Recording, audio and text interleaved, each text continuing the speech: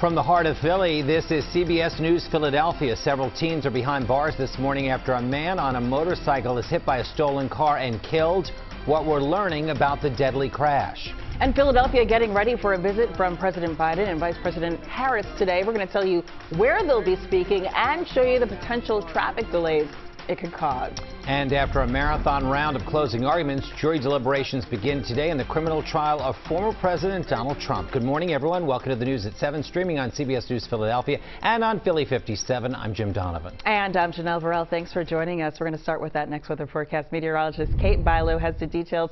A nice start. The finish not quite as nice today, Kate. Good morning. Yeah, that's exactly right. A beautiful start to the day. So get out and get that walk in early. A lot of people doing just that on the Ocean City Boardwalk. What a perfect morning to do it. The sun is shining. It is nice and comfortable. Relatively low humidity. It's a little higher down the shore thanks to that very large body of water there. And in the city, it feels a little bit more comfortable. Slightly lower humidity. Let's talk about what's next for your day. After this sunny, beautiful start, you can see not even a cloud in the sky. It almost seems crazy that we're talking about showers and storms, but later this afternoon and into tonight, a disturbance is going to roll through the area, bringing scattered showers, maybe a few thunderstorms. Does not look like anything as severe as what we had to start the week on Memorial Day, but there will be a few rumbles here and there. Temperatures today right around the average of 78 degrees. Right now it is 64. It feels fantastic, and here's why. The dew points are low. Dew points are in the 50s. That's the comfortable range for us. Winds are out of the northwest, a beautiful breeze at about 7 miles per hour. So a great morning to be out and about. Temperatures, again, across the region a little bit lower outside of the city. We've got some 50s, but starting to warm up, and planning out your day through at least the lunch hour until about 2 or 3 o'clock. It is beautiful, but then it clouds up by 5 or 6 into 8 or 9 o'clock tonight. Scattered showers and a few thunderstorms coming up. I'll tell you how long this will last and what to expect as we head toward the start of June this weekend. Chandler, I'll send it over to you. Good morning, Kate. Traveling out the door, we were following an earlier disabled car in the northbound lanes of Route 1 right around Henry Ave, but looks like that just cleared away, so you're good to go. But traveling north, a little bit of a delay. Again, traveling Route 1 right near Henry. Elsewhere in Center City, looking good. The Vine and the Schuylkill Expressway, all lanes, they are open. They are getting by.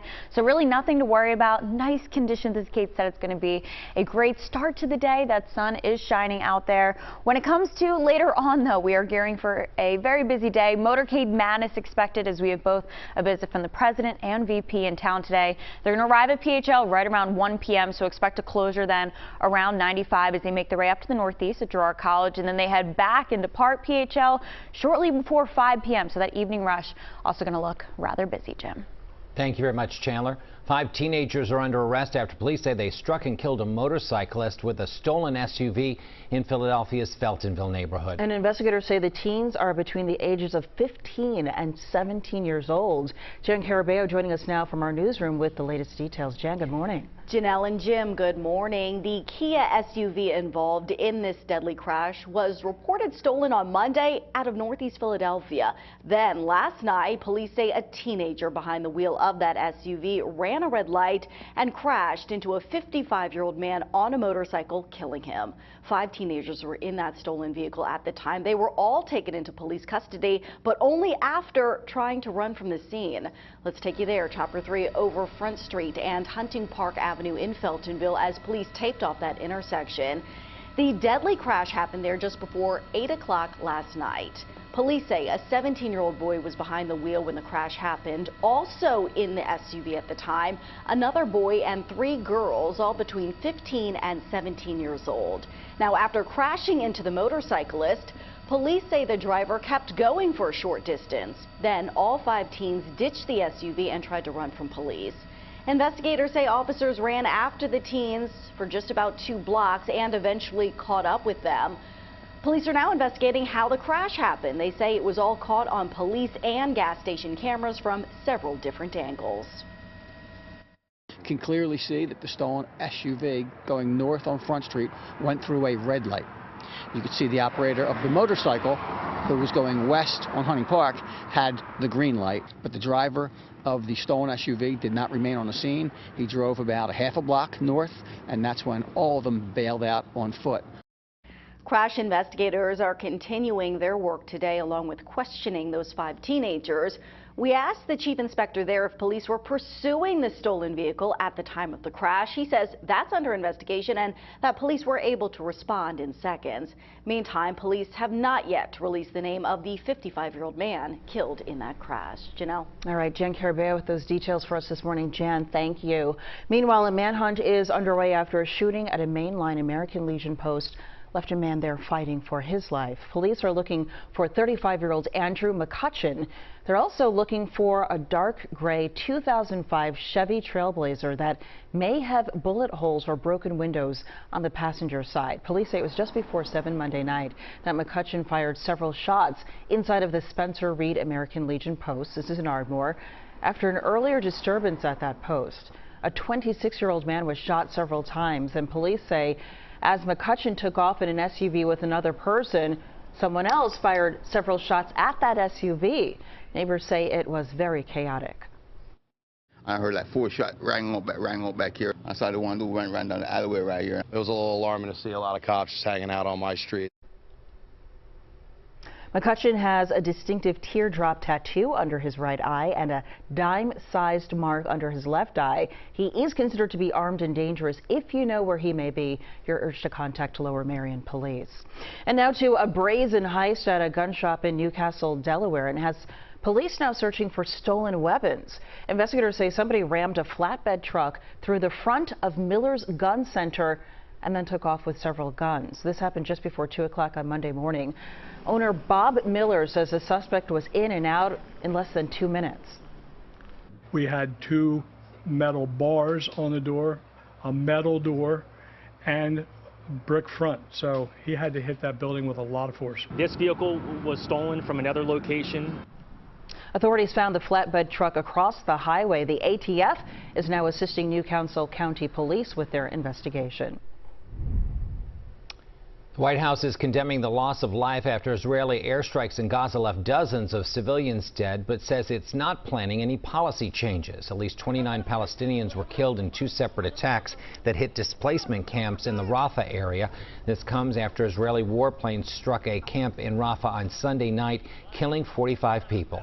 Israeli Prime Minister Benjamin Netanyahu called that airstrike a tragic mistake. He says the military was targeting Hamas commanders.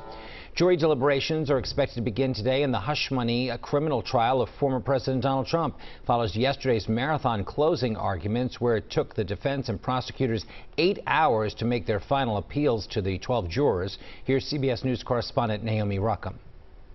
Today, Judge Juan Merchan gives instructions to the jury, and then they'll begin deliberations in former President Donald Trump's Manhattan criminal trial. We'll see how it goes. Trump is charged with 34 felony counts of falsifying business records to reimburse ex-fixer and key prosecution witness Michael Cohen, who paid adult film star Stormy Daniels $130,000 to keep quiet about an alleged sexual encounter in the lead-up to the 2016 election, all of which Trump denies. In his 3-hour closing arguments, defense lawyer Todd Blanche attacked Cohen's credibility, calling him the GLOAT, greatest liar of all time. The jurors, by closing arguments, really have a pretty good idea of how they feel about the case. They are looking strictly at what's the evidence, what do I need in order to do my job. Prosecutor Joshua Steinglass argued that the case is about Trump, not Cohen. In his 5-hour closing, Steinglass pointed to the evidence his side presented, including other witnesses and documents. Outside the courthouse, actor Robert De Niro railed against Trump while representing the Biden-Harris campaign. This is the time to stop him by voting him out once and for all. Apparently he needs attention because it's been a while since he's cranked out a good movie. Trump's children came to his defense and made a show of support inside the courtroom. Naomi Ruckham, CBS News, New York. As we've been mentioning, President Joe Biden and Vice President Kamala Harris will be in Philadelphia today for a campaign event. Law enforcement sources telling CBS News Philadelphia the event will be at Girard College. That's in North Philly. President Biden's last visit was April 18th at the Martin Luther King Jr. Rec Center in North Philadelphia, and Vice President Harris She was in Philly just last week for the SEIU International Convention. We'll have more on their visit in a live report that's coming up at 7:30.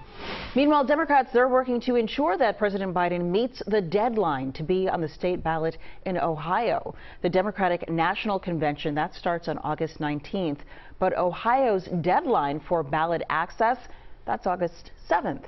The Democratic National Committee is planning to hold a virtual roll call to nominate Biden to satisfy that deadline, which is similar to the process that was used during the pandemic in 2020.